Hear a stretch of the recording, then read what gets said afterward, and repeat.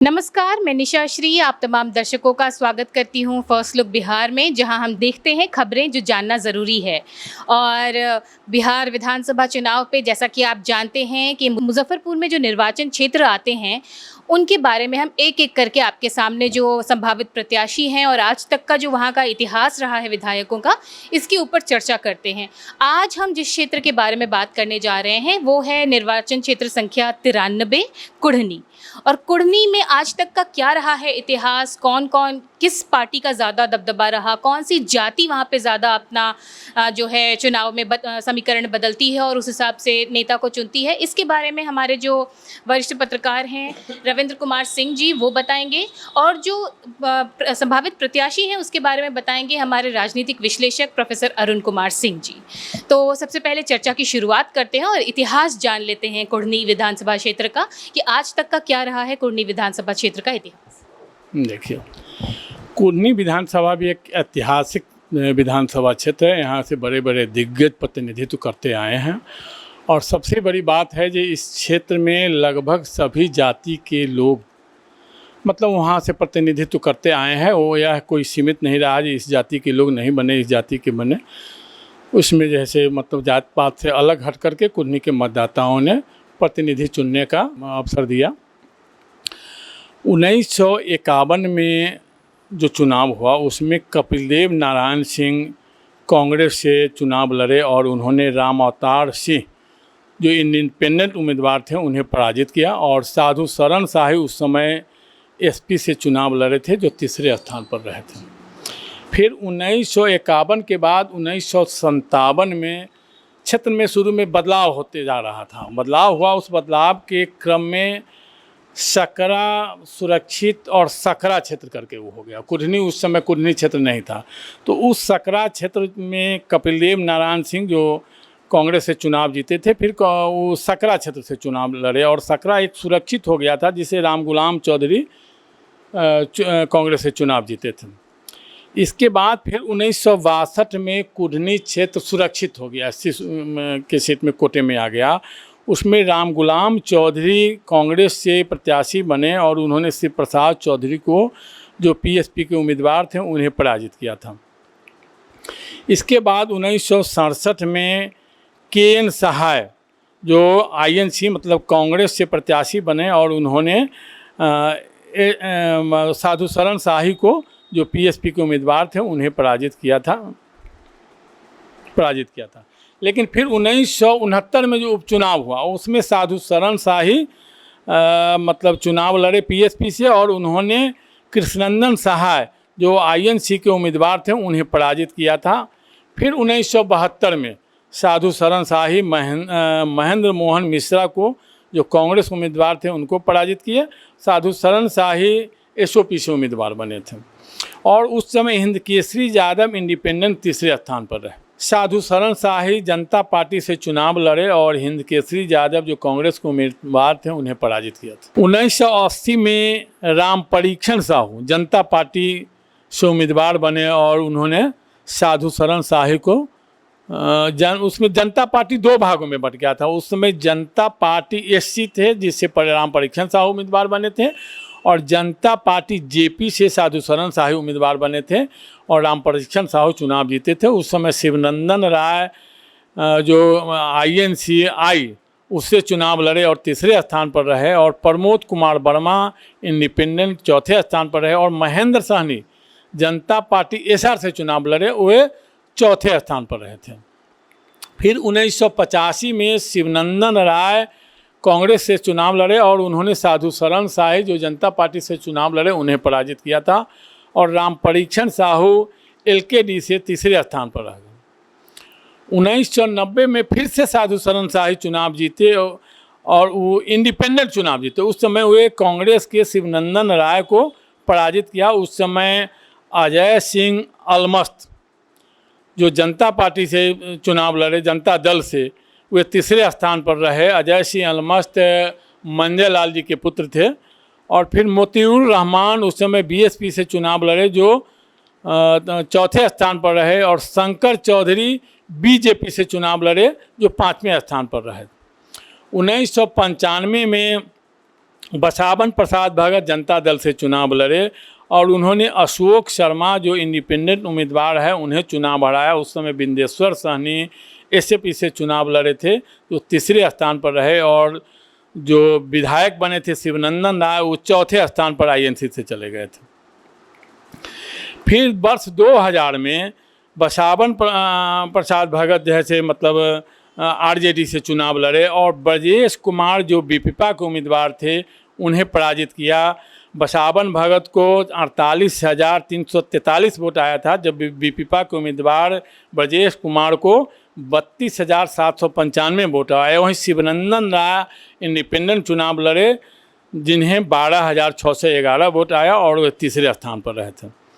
वर्ष 2005 के फरवरी में जो चुनाव हुआ उसमें मनोज कुमार सिंह उर्फ मनोज कुशवाहा जेडीयू से चुनाव लड़े और उन्होंने बसावन भगत को जो आरजेडी के उम्मीदवार थे उन्हें चुनाव हराया था।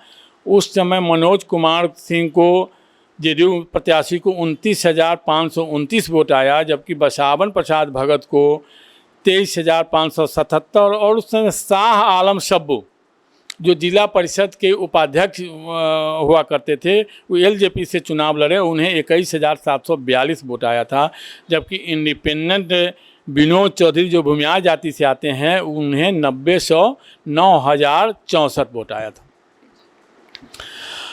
फिर वर्ष 2005 के अक्टूबर माह में जो चुनाव हुआ उसमें फिर से मनोज कुमार जो जेडीयू के प्रत्याशी थे वो चुनाव जीते और अजय निषाद आरजेडी से थे उन्हें पराजित किया था। उस समय भी शाह आलम सब्बू एलजेपी से चुनाव लड़े और तीसरे स्थान पर रहे।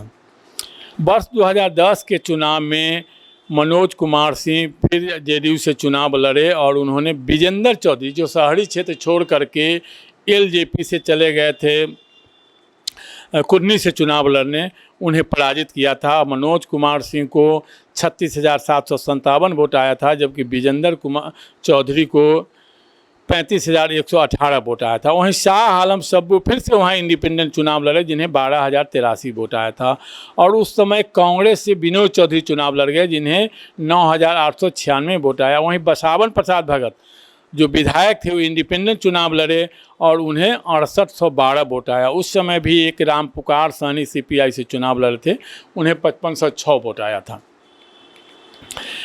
2015 के चुनाव में केदार प्रसाद गुप्ता जो अभी वर्तमान में पंचायती राज मंत्री है वे बीजेपी से चुनाव लड़े, उन्हें 73,227 वोट आया, जबकि मनोज कुमार जेडीयू के उम्मीदवार थे। उस समय जेडीयू और राजद मिल करके चुनाव लड़ा था, उन्हें 61,657 वोट आया था। फिर 2020 के मतलब चुनाव में अनिल कुमार सहनी आरजेडी से उम्मीदवार हुए और केदार प्रसाद गुप्ता बीजेपी से उम्मीदवार हुए, तो अनिल सहनी को 78,065 वोट आया, जबकि केदार प्रसाद गुप्ता को जो बीजेपी उम्मीदवार थे उन्हें 77,585 वोट मतलब आया। मात्र 400 कुछ वोटों के अंतर से केदार प्रसाद गुप्ता चुनाव हारे थे। उस समय रामबाबू सिंह जो कुशवाहा जाति से आते थे वे आरएलएसपी से चुनाव लड़े और 10,007 वोट काट लिए थे, जिसका परिणाम हुआ जो केदार गुप्ता को चुनाव हारना पड़ा था। फिर दिसंबर 2022 में उपचुनाव हुआ। यह उपचुनाव इसलिए हुआ कि जो राज्यसभा सांसद रहे थे अनिल सहनी और वो विधायक भी बन गए थे कुर्नी से, उन पर जो राज्यसभा सांसद रहने के समय में हवाई टिकट एक्स्ट्रा लेकर के मतलब उस पर हवाई टिकट घोटाला का आरोप लगा, जिससे जांच में उनकी सदस्यता को समाप्त कर दिया गया, जिसके कारण वहाँ उपचुनाव हुआ और फिर से वहाँ क्या कहते हैं केदार गुप्ता बीजेपी से चुनाव लड़े, उन्हें 76,722 वोट आया, जबकि मनोज कुमार को जो जेडीयू के उम्मीदवार थे उन्हें 73,073 वोट आया और वीआईपी से नीलाभ कुमार चुनाव लड़े जिन्हें 10,000 वोट आया था। तो और उसके बाद उसमें और कई उम्मीदवार थे, उसमें सबसे आश्चर्य की बात है जो नोटा को 4448 वोट आया था, मतलब 4,448 वोट नोटा को आया था, उससे कम कई उम्मीदवारों को जो है को वोट आया था। तो ये था कुढ़नी क्षेत्र का, निर्वाचन क्षेत्र का अब तक का जो विधानसभा चुनाव का इतिहास है। कौन कौन से सदस्य कब कब जीतते रहे ये आपने जाना, और किस तरह से जो लास्ट चुनाव हुआ है 2022 का, उसमें नोटा की संख्या सबसे ज़्यादा थी।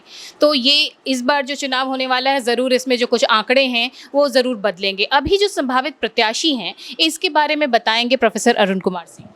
देखिए, आपने अभी कुढ़नी क्षेत्र का इतिहास जाना और उससे बहुत स्पष्ट है कि 1980 के पूर्व तक वहाँ सवर्ण जाति का बोलबाला था।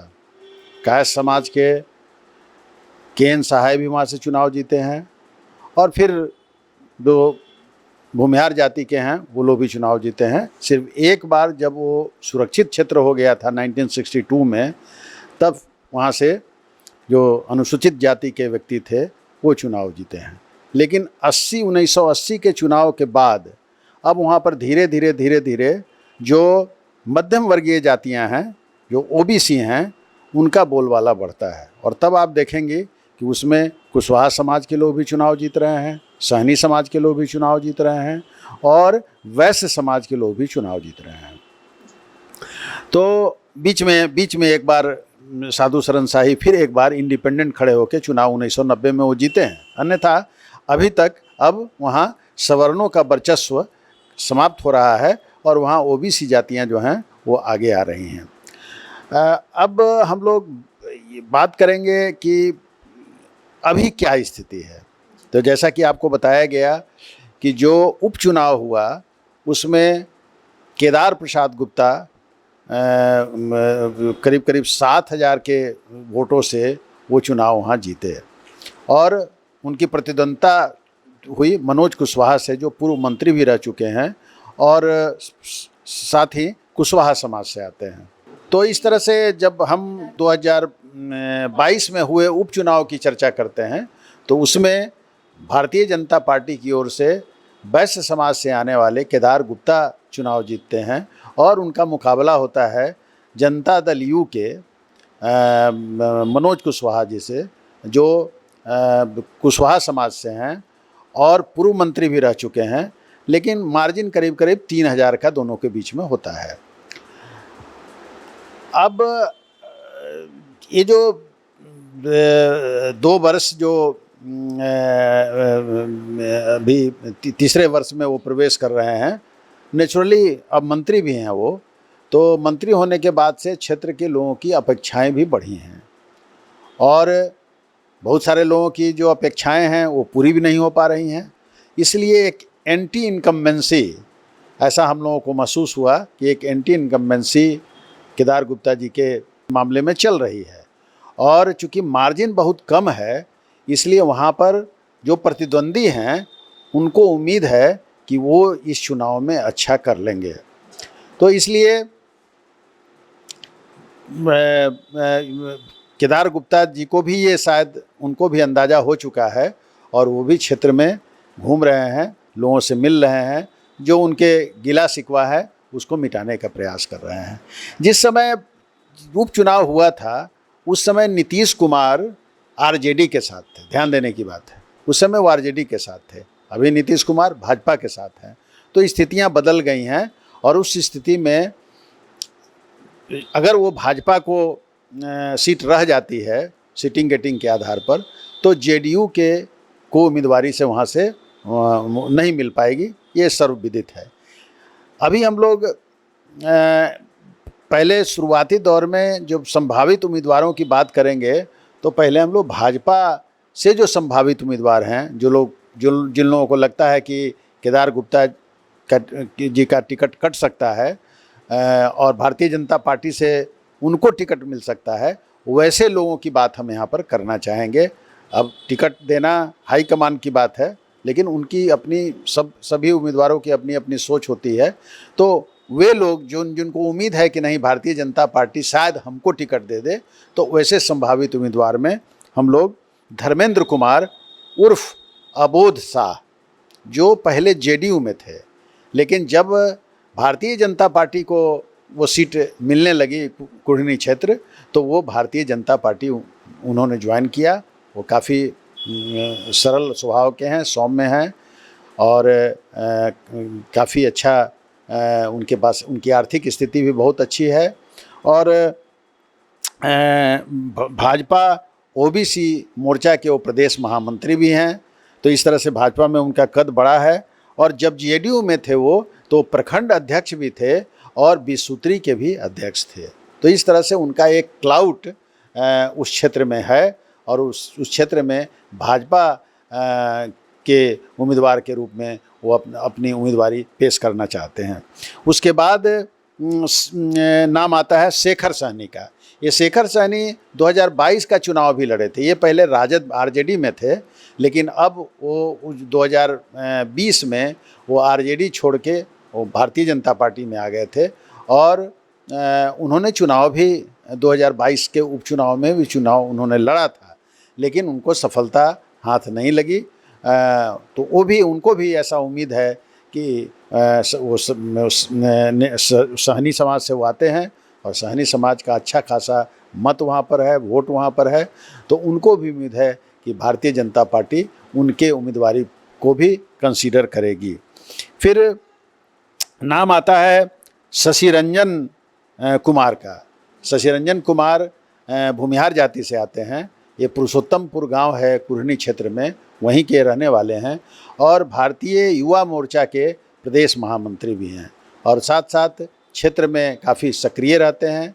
अच्छा इनका ये अच्छे ढंग से अपनी बातों को आर्टिकुलेट करते हैं, रखते हैं और ये जो है सो युवा मोर्चा के प्रदेश मंत्री भी हैं।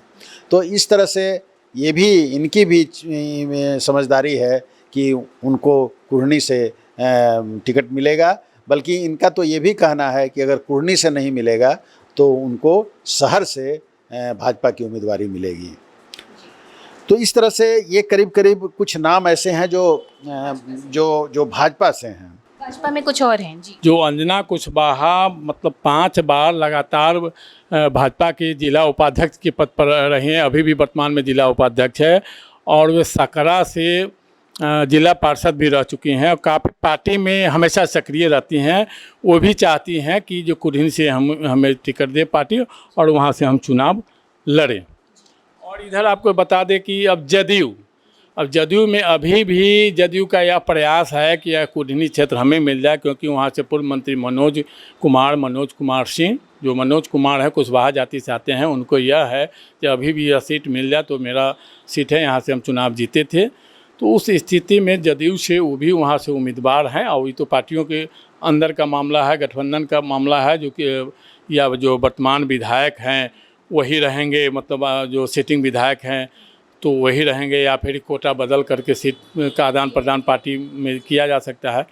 तो वो भी एक तरह से दावेदार। और एक रंजीत सहनी जो जिला में अध्यक्ष, जदयू के जिला अध्यक्ष भी रह चुके हैं, इसके बाद प्रदेश में भी पदों पर रहे हैं, वो भी लगातार क्षेत्र में दौरा कर रहे हैं कि उन्हें उम्मीद है कि हमको जदयू से सीट मिलने के बाद उन्हें प्रत्याशी बनाया जाएगा। और यही नहीं, बताया तो यह भी जा रहा है कि रंजीत सहनी के अगर जदयू उम्मीदवार एनडीए से उम्मीदवार नहीं बने तो हम महागठबंधन से भी प्रयास करके टिकट लेना चाहेंगे और इस बार मन बना चुके हैं कि किसी भी शर्त पर हम वहाँ से चुनाव लड़ेंगे। अब आपको बता दें कि राजद से भी कई सशक्त उम्मीदवार उसमें जैसे आ रहे हैं। तो राजद से एक चंद्रहट्टी पंचायत के मुखिया है मुकुंद कुमार उर्फ अनीस सिंह। वे बिहार में सबसे अधिक वोट से, मतलब वोट के अंतर से चुनाव जीत करके मुखिया बने थे और लगातार क्षेत्र में बने हुए हैं, युवा हैं और वे तेजस्वी यादव के काफ़ी करीबी माने जाते हैं।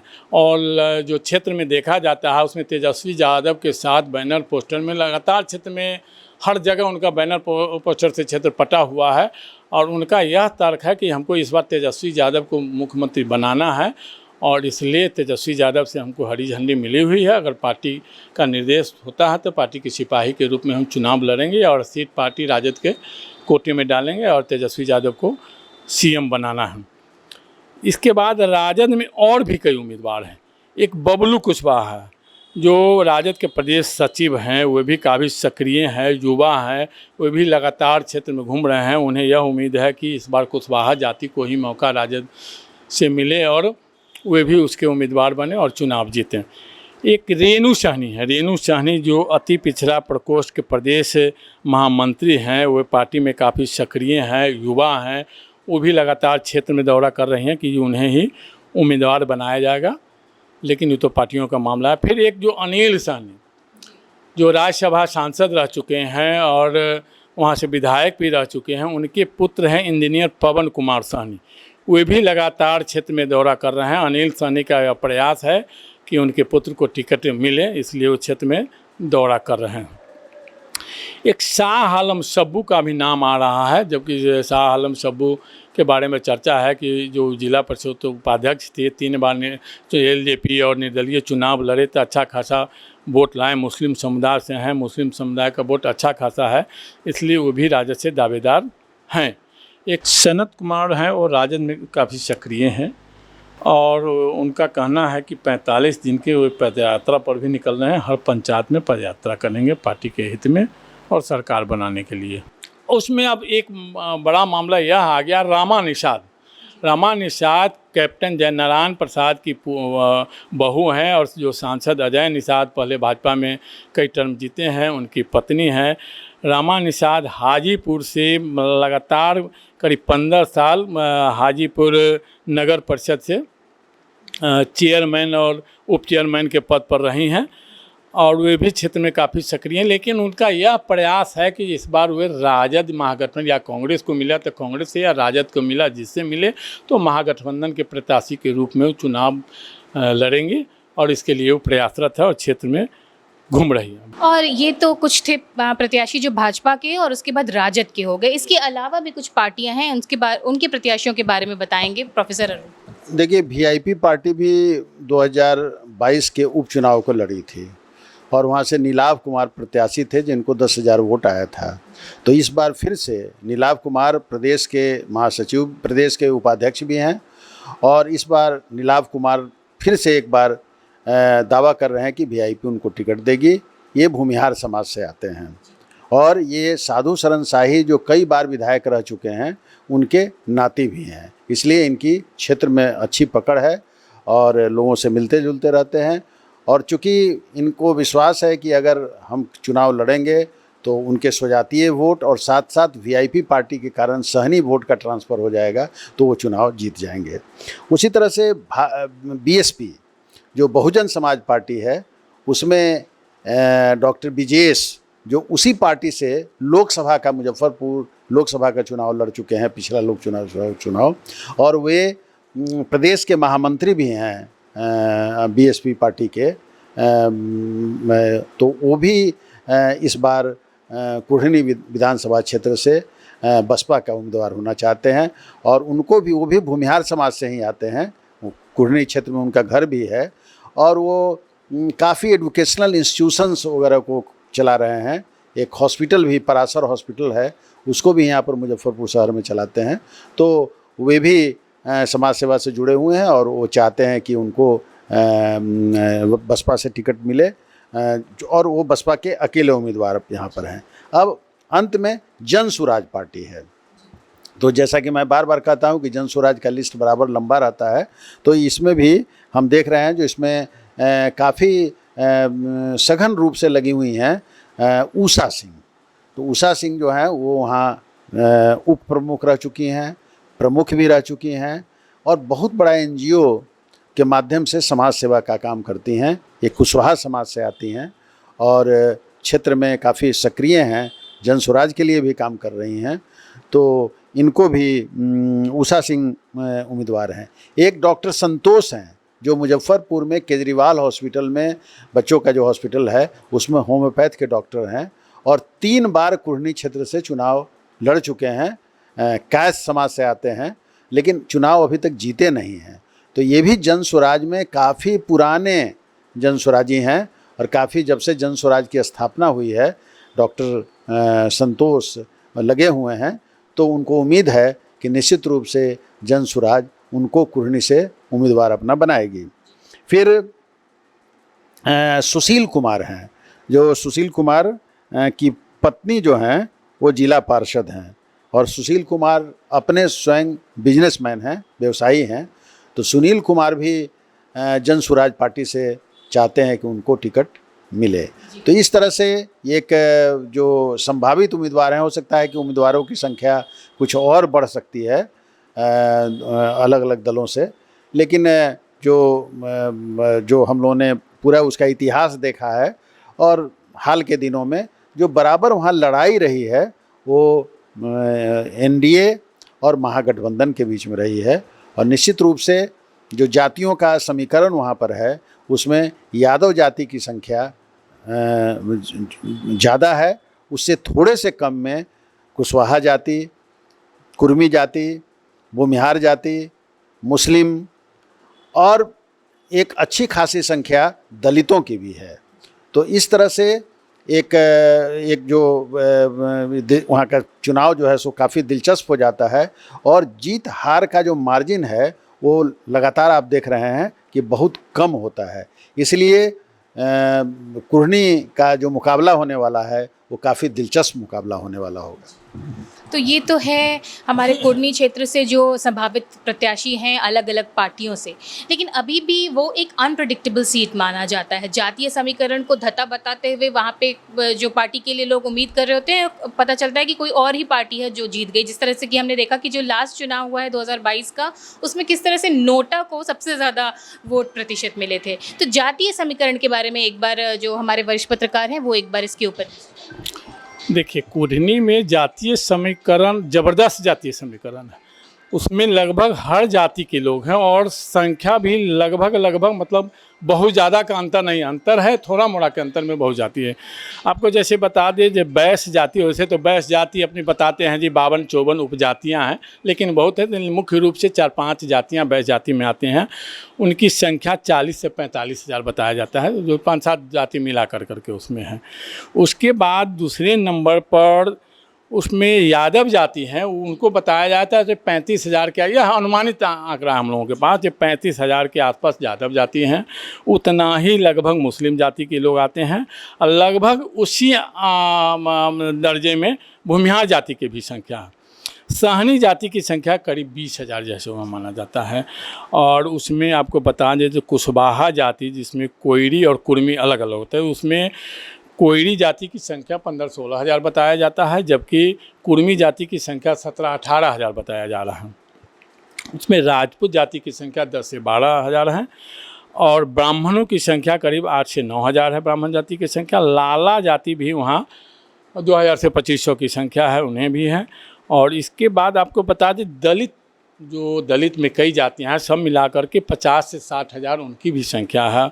और भी अति पिछड़ा में कई जातियां हैं जिसकी लोग गिनती नहीं करते हैं, वो कम करके उनका आंकड़ा बहुत ज़्यादा है, वो भी करीब 70 से 75 हज़ार उनकी जैसे संख्या है। तो इस तरह से यहाँ ज़बरदस्त जातीय आंकड़ा है। उसमें उम्मीदवारों के ऊपर है कि कौन उम्मीदवार किस दल से होते हैं और वो कितने किस जाति को प्रभावित करते हैं और कैसे कौन जाति किधर खिसक जाते हैं। उस आधार पर टिकट बंटवारे में जिस तरह से ज़बरदस्त टिकट बंटवारा पार्टियों के बीच किया जाता है, देख करके आकलन करके उस टिकट बंटवारा के हिसाब से वहाँ जिसका पर जीत हार तय होता है। वैसे आपको पहले ही बता दिए जो वहाँ से भूमिहार जाति के लोग भी जीते हैं, लाला जाति के लोग भी जीते हैं, यादव भी जीते हैं, कुशवाहा भी जीते हैं, बैस भी जीते हैं। तो लगभग जाति के लोग वहाँ से प्रतिनिधित्व करते आ रहे हैं। और जो अभी वर्तमान विधायक हैं, तो यह तो आप देखा ही जाता है कि अक्सर जो भी वर्तमान होते हैं उनके विरुद्ध में थोड़ा मोड़ा एंटी कैमेंसी की बात आती है, जो इनके ऊपर भी है, जिसके कारण क्षेत्र में ज़बरदस्त कैंपिंग शुरू कर दिए हैं और उसको ठीक करने का प्रयास कर रहे हैं। तो इसी तरह से और भी अब इसी तरह का कारण जैसे भाजपा में 4-5 संभावित उम्मीदवार का लिस्ट आपको दिख रहा है। एक बड़ा फौज दिख रहा है, हर दलों में एक बड़ा फौज दिख रहा है। राजद में भी उम्मीदवारों की कमी नहीं है। जब भाजपा में सिटिंग उम्मीदवार है तभी भाजपा में 4-5 उम्मीदवार सामने आ गए हैं। हो सकता है और लोग भी प्रयास कर रहे होंगे। राजद में जो राजद का पराजित वाला सीट है वहाँ, वो राजद भी वहाँ उसमें 4-5-6 उम्मीदवार दिख रहे हैं। जन स्वराज से भी दिख रहे हैं। VIP से एक और नाम है सुनीता सहनी। सुनीता सहनी पहले भाजपा में थी, 2 साल पहले वो VIP में आई और तब से काफ़ी सक्रिय है। लगातार VIP को लेकर क्षेत्र में दौरा कर रही है और उन्हें उम्मीद है कि VIP इस बार उन्हें ही उम्मीदवार बनाएगा और क्षेत्र में लगातार बनी हुई है। तो इसलिए वहाँ उम्मीदवारों की एक फौज सी दिख रही है।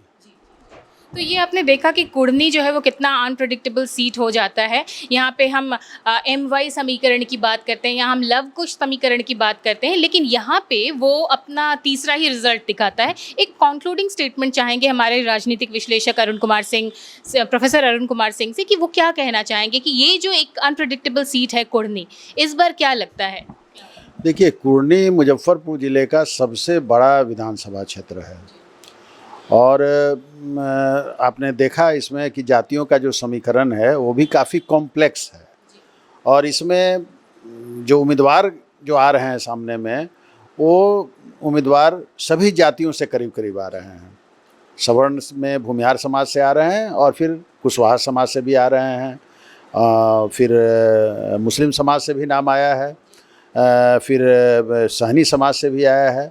तो इस तरह से, और ये सब लोग कहीं ना कहीं चुनाव लड़ने के लिए बिल्कुल मन बनाए हुए हैं।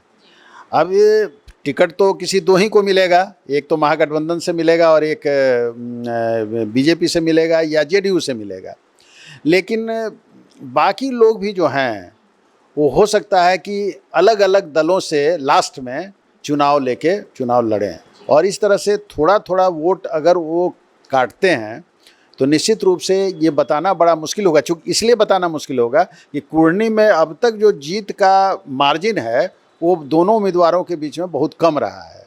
जब आरजेडी जीती है तभी भी वही स्थिति रही है और जब बीजेपी या जेडीयू जीती है तभी भी वही स्थिति रही है।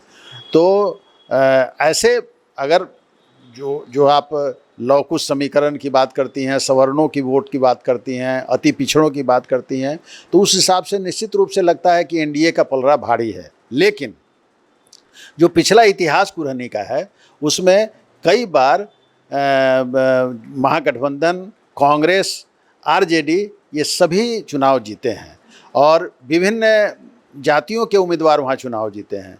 इसलिए जैसा कि मैं बार बार कह रहा हूँ कि कुढ़नी का चुनाव बहुत ही दिलचस्प चुनाव होने जा रहा है और चूँकि शहर के बाहर, चूँकि शहर के एकदम बगल का ये क्षेत्र है, इसलिए शहर में जो वातावरण बनता है उसका भी प्रभाव वहाँ पड़ता है।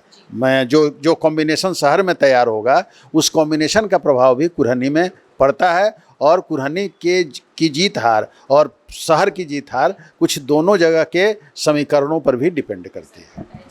तो ये था कुढ़नी निर्वाचन क्षेत्र के ऊपर जो पूरा एक संभावित उम्मीदवारों की जो संख्या है या फिर जो वहाँ का आज तक का जातीय समीकरण रहा है, इन सब के बारे में। हालांकि जैसा कि हमारे विशेषज्ञों ने बताया कि कुढ़नी का जो विधानसभा चुनाव होगा ये बहुत ही रोचक होगा और इसका रिजल्ट जानना भी अपने आप में बहुत ही रोमांचक होगा, क्योंकि इसमें हमने देखा कि कोई भी समीकरण जो है वो लास्ट मोमेंट पे फेल होने की संभावना देखी गई है आज तक के इतिहास में। तो हमारे दोनों मेहमानों को हम बहुत बहुत धन्यवाद देते हैं कि उन्होंने अपना बहुमूल्य समय दिया और इतनी जानकारी दी कुढ़नी विधानसभा क्षेत्र के बारे में। और इसी के साथ अब इस चर्चा को यहीं पर देते हैं विराम और आप बने रहिए हमारे साथ और प्लीज़ हमारे चैनल को लाइक और सब्सक्राइब करना ना भूलें। अभी दीजिए इजाज़त, धन्यवाद।